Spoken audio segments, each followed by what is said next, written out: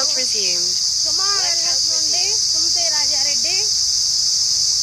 మనము over weight ఉండడం వల్ల చాలా హెల్త్ ఇష్యూస్ వస్తాయండి. దాంట్లో ముఖ్యంగా హార్ట్ అటాక్, మోకాళ్ళ నొప్పులు.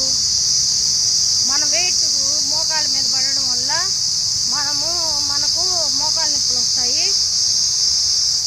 షుగరు, బీపీ అన్నీ ఓవర్ వెయిట్ వల్లే వస్తాయండి. దాంట్లో హార్ట్ అటాక్ వచ్చినప్పుడు అక్కడే మనిషి చనిపోతున్నారు.